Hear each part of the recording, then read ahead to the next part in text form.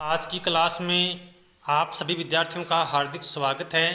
आज की क्लास में हम बीए पार्ट थर्ड यानी बीए तृतीय वर्ष का जो प्रथम प्रश्न पत्र है उसके अंतर्गत आज हम क्वेश्चन नंबर 2 निबंधात्मक क्वेश्चन में प्रश्न नंबर 2 का आज हमें अध्ययन करने जा रहे हैं। आज का हमारा प्रश्न है, दर्शन के शासन पर प्लेटो के विचारों का आलोचनात्मक परीक्षण कीजिए। यानी जो दार्शनिक शासक है उसके ऊपर प्लेटो के क्या विचार हैं। तो शुरू करते हैं।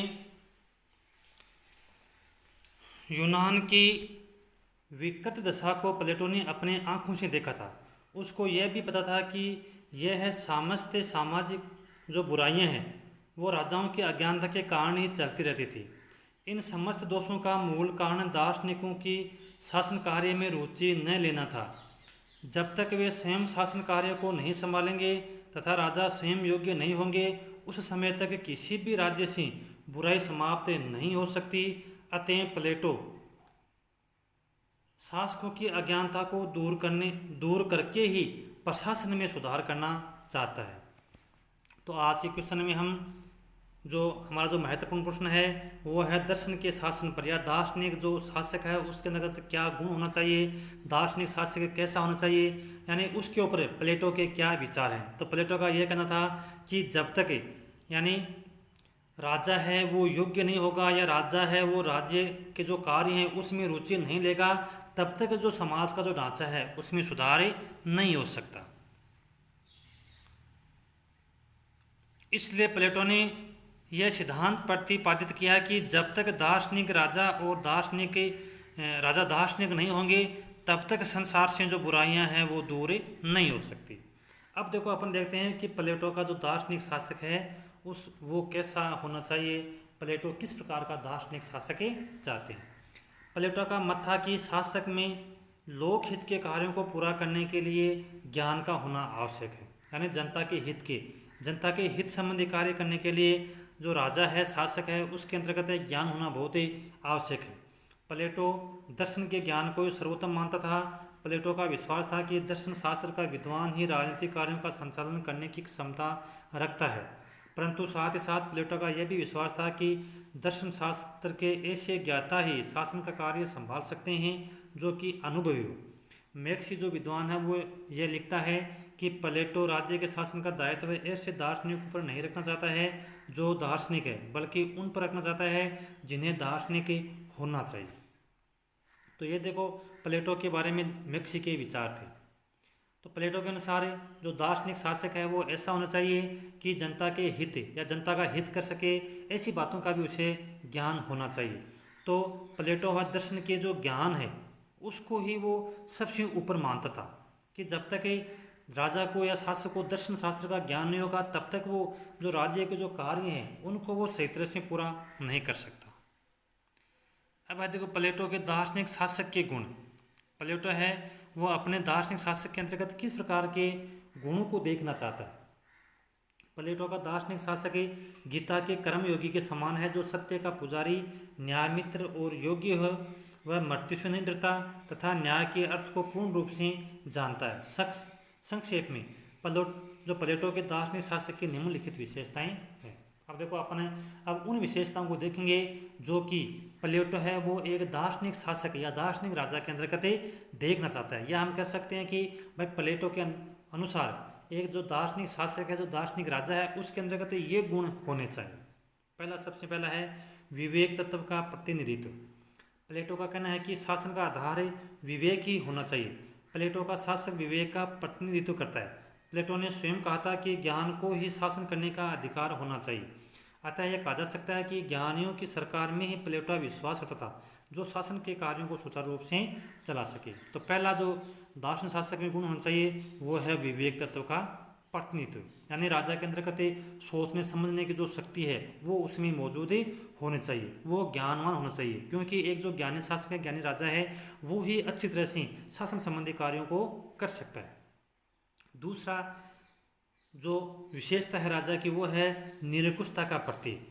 प्लेटो का दार्शनिक शासक पूर्णतया निरंकुश है। वह परंपरा व कानून से भी पूर्णतया निरंकुश है, अर्थात परंपरा व कानून भी उसे मर्यादित नहीं कर सकते। यह दार्शनिक शासक की निरंकुशता का कारण इसका प्रजातंत्र विरोधी तथा ज्ञान में सर्वोच्च होना है। भाई राजा है, उसके ऊपर किसी को पाबंदी नहीं है, वो अपनी इच्छा अनुसार काम करेगा। निरंकुशता मतलब वो अपनी इच्छा अनुसार काम करेगा। क्यों करेगा?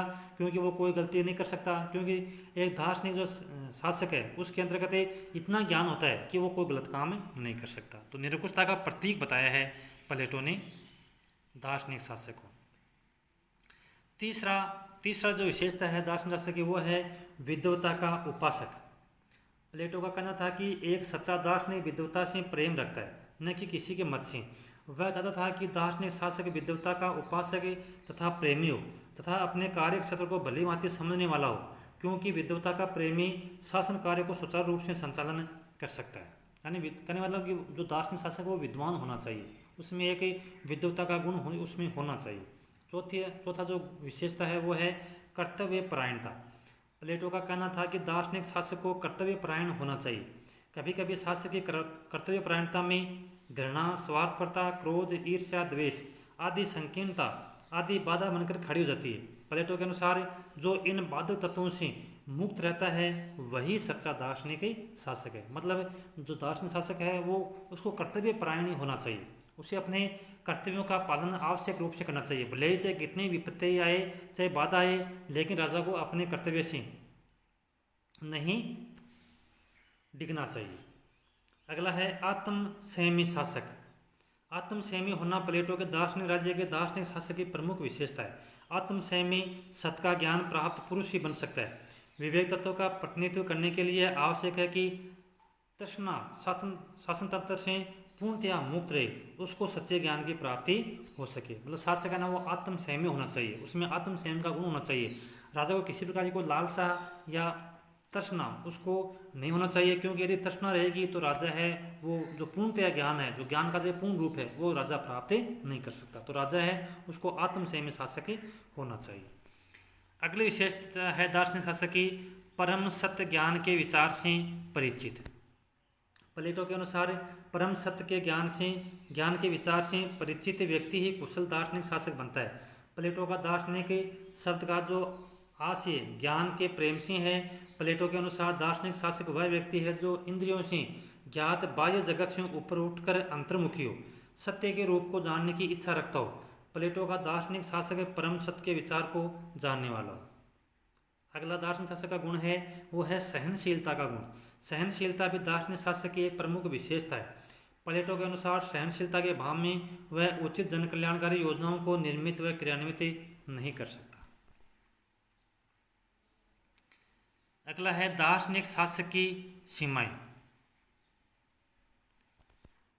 अब देखो प्लेटो के अनुसार जो एक दार्शनिक शासक है, जो दार्शनिक राजा है, उसकी क्या सीमाएं, यानी दार्शनिक राजा को कौन कौन से काम है वो नहीं करना चाहिए, उसके लिए वर्जित है। तो दार्शनिक शासक है उसकी कुछ सीमाएं, यानी वो भी कुछ दायरे में रह करके ही काम कर सकता है। अब एक दार्शनिक शासक की क्या क्या सीमाएं हो सकती हैं? तो सबसे पहले आत्मनिर्भर राज्य।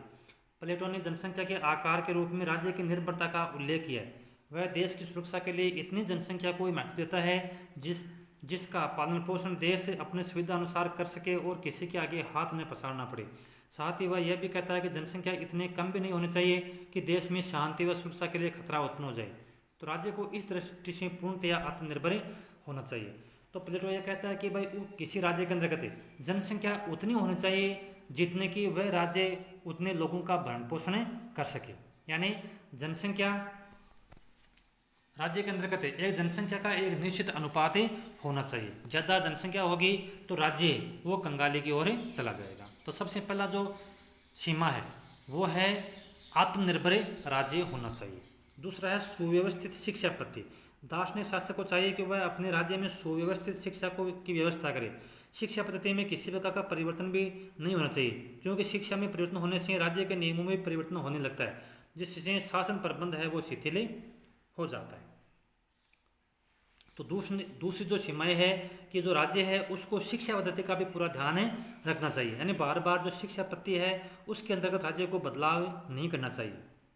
तीसरा है न्याय का प्रबंध। दार्शनिक शासक का प्रमुख कार्य यह भी है कि वह ऐसी न्याय की व्यवस्था करे जिससे राज्य के सभी नागरिक या वर्ग अपने अपने कर्तव्यों का पालन कर सकें। अतः कहा जा सकता है कि दार्शनिक शासक को अनिवार्य रूप से प्रजा के लिए न्याय का उचित प्रबंध भी करना चाहिए। तीसरी जो प्रमुख जो सीमा है वो है न्याय का प्रबंध, यानी एक दार्शनिक शासक है उसको अपने राज्य के अंतर्गत न्याय का प्रबंध करना भी राज्य का एक प्रमुख दायित्व बनता है। अगला है कानून संवैधानिक। प्लेटो अपने संवैधानिक कानूनों का अर्थ उन परंपराओं से लगाता है जिससे राज्य को अनिवार्य रूप से पालन करना पड़ता है। वह अपने संवैधानिक नियमों का तात्पर्य लिखित या अलिखित का प्रलेखों से नहीं लगाता। प्लेटो का कहना है कि संवैधानिक कानूनों का पालन करना शासक के लिए अनिवार्य है, यानी संविधान के अंतर्गत जो कानून बनाए गए हैं उन कानूनों का पालन करना राजा का क्या है, कर्तव्य। यानी जो संवैधानिक कानून है उनका जो उल्लंघन है वो राजा को भी नहीं करना चाहिए। अगला है अर्थ संबंधी संतुलन। दार्शनिक शासक को अपने राज्य के अर्थ संबंधी संतुलन को बिगड़ने नहीं देना चाहिए, क्योंकि इससे शासन के सभी अंग प्रभावित होते हैं। किसी देश के शासक को पूर्ण सफलता तभी प्राप्त हो सकती है जब तक कि उसके राज्य में आर्थिक संतुलन बना रहेगा। अब है देखो दार्शनिक शासक की आलोचना। प्लेटो ने जो दार्शनिक शासक है उसकी आलोचना भी की है। अब देखो क्या आलोचना की है, तो प्लेटो द्वारा लगाई गई सीमाओं के बाद में भी अनेक विद्वानों ने प्लेटो के दार्शनिक शासक की कड़ी आलोचना की है। तो उन आलोचनाओं को हम निम्न प्रकार से समझ सकते हैं। पहला है प्रजातंत्र विरोधी। प्लेटो के गुरु सुकरात को प्रजातंत्र के अंतर्गत मृत्युदंड दिया गया था, जिसका प्लेटो के जीवन पर गहरा प्रभाव पड़ा था। इसलिए उसके दार्शनिक शासक का जनता से कोई संबंध नहीं था। अतः कहा जा सकता है कि जनता को शासनकाल में यह पृथकता लोकतंत्र विरोधी धारणा है। अब देखो सबसे पहली बात है कि जो प्लेटो है वो लोकतंत्र में वो विश्वास नहीं करता था। वो लोकतंत्र को एक अच्छी शासन प्रणाली नहीं मानता। तो प्लेटो ये कहता था कि भाई जो लोकतंत्र है वो तो मूर्खों का शासन है। क्योंकि वो क्यों कहता था, क्योंकि जब उसके गुरु सुकरात को जब सजा दी गई, मौत की सजा दी गई थी, तो उसके कारण से जो प्लेटो है वो लोकतंत्र का उसने घोर विरोध किया था। तो सबसे पहली बात है इसकी जो आलोचना है वो है कि जो प्लेटो है उसकी जो शासन प्रणाली है वो प्रजातंत्र विरोधी है। दूसरी है पूर्णतया निरंकुश शासक। वास्तव में प्लेटो का जो दार्शनिक शासक है वह पूर्णतया निरंकुश है, जो कानून के ऊपर जनमत को भी महत्व प्रदान नहीं करता। शक्ति पाने पर दार्शनिक शासक भी दुराचारी हो सकता है। ऐसी दशा में प्लेटो का दार्शनिक शासक जनता की निस्वार्थ सेवा नहीं कर सकता। अतः यह कहा गया है कि शक्ति भ्रष्ट बनाती है, पूर्ण शक्ति तो पूर्ण रूप से भ्रष्ट बनाती है। अगले शासक की आलोचना है जनता के शोषण की आशंका। पूर्णतया निरंकुश शासक व्यक्तिगत हितों की पूर्ति के लिए जनता के हितों को बलिदान कर सकता है। वह अनुचित तथा असंतुलित भी हो सकता है। तो जनता के शोषण की आशंका बताई जा सकती है। जिस प्रकार से प्लेटो ने जो दार्शनिक शासक की जो कल्पना की है उसके अंतर्गत जनता के शोषण की आशंका बताई जा सकती है। अगला जो आलोचना है वो है प्रबुद्ध स्वेच्छाचारिता का दोष। शासक चाहे कितना भी गुणवान और बुद्धिमान क्यों न हो, उसको राज्य के कार्य में व्यस्त रहने के कारण दर्शन का पूरा ज्ञान प्राप्त नहीं हो सकता, परंतु इसके साथ साथ वह अपने को विवेक का प्रतिनिधि मान लेगा। इस प्रकार अपने प्रबुद्ध स्वेच्छाचारिता के दोष उत्पन्न हो जाएंगे। प्रबुद्ध स्वेच्छाचारिता पर आधारित शासन केवल कुछ ही व्यक्तियों का होगा। यह शासन पूर्ण शासन नहीं कहला सकता। अगली जो आलोचना है वह है धार्मिक पुरुष। प्लेटो का काल्पनिक शासक एक धार्मिक प्रवृत्ति वाला पुरुष ही हो सकता है, क्योंकि पारिवारिक सुखों से दूर कोई पुरुष नहीं, कोई योगी रह सकता है। इस प्रकार का शासक राजनीति में कभी सफल नहीं हो सकता। शासन व्यक्ति के हाथ में आते ही वह उसमें अनेक दुर्गुणों का प्रवेश हो सकता है। तो अगले जो अवगुण था उसमें था प्लेटो का, वो था धार्मिक पुरुष को लेकर के। यानी प्लेटो का जो काल्पनिक शासक था जिसने एक शासक की जो कल्पना की थी वह धार्मिक प्रवृत्ति वाला पुरुष ही होगा और वह पारिवारिक सुखों से दूर होगा। ऐसा कोई पुरुष मतलब हो नहीं सकता, और ऐसा कोई राज है वो चला नहीं सकता। यानी कोई योगी है, संत है, वो ऐसा ही काम है कर सकता है। तो जिस तरह से उसने कल्पना की है धार्मिक पुरुष की राजा के रूप में, तो वो हमें उचित प्रतीत नहीं होती। अगला है अवगुण है या आलोचना है राज्य की मान्यताओं का पालन असंभव। यूनान के नगर राज्यों में प्रचलित शासन व्यवस्था को दार्शनिक शासक के पूर्ण उपेक्षा करता है। प्लेटो ने उसे सिर्फ राजनीतिक अधिकार ही सौंपे हैं जो राज्य की मान्यताओं के प्रतिकूल है। अगला आलोचना है दार्शनिक शासक की जो आलोचना है वो है प्रशासनिक प्रवृत्ति की उपेक्षा। दार्शनिक शासन के माध्यम से प्लेटो प्रशासनिक प्रवृत्तियों का उल्लंघन करता है। शासन विज्ञान है, एक कला है, एक कला नहीं है। जो दार्शनिक शासक सैनिकवाद तथा सत्य का ज्ञान प्राप्त करता है वह एक कुशल शासक वो कभी भी नहीं बन सकता। तो ये थी प्लेटो के दार्शनिक शासक की प्रमुख आलोचनाएं। अब देखो हम निष्कर्ष क्या निकाल सकते हैं। निष्कर्ष रूप में हम कह सकते हैं कि अगर प्लेटो का राजनीतिक आदर्श कार्य रूप में सफल नहीं हो सकता तो कोई अन्य ऐसी व्यवस्था है ही नहीं जो सफल हो सके। आज तक हम ऐसी प्रणाली की खोज नहीं कर पाए हैं जो पूर्णतया सफल हो सके। हम किसी भी रूप में प्लेटो के आदर्श के महत्व को अस्वीकार नहीं कर सकते। उसने मानव समाज को जो दार्शनिक विचार प्रदान किए हैं वे मानवीय इतिहास में हम कभी उनको भुला नहीं सकते। तो विद्यार्थियों, ये थे प्लेटो के दार्शनिक शासक के ऊपर प्लेटो के विचार। तो मैं आशा करता हूँ कि आज की ये क्लास में आपको आज का ये जो वीडियो पसंद आया होगा। जय हिंद, जय भारत।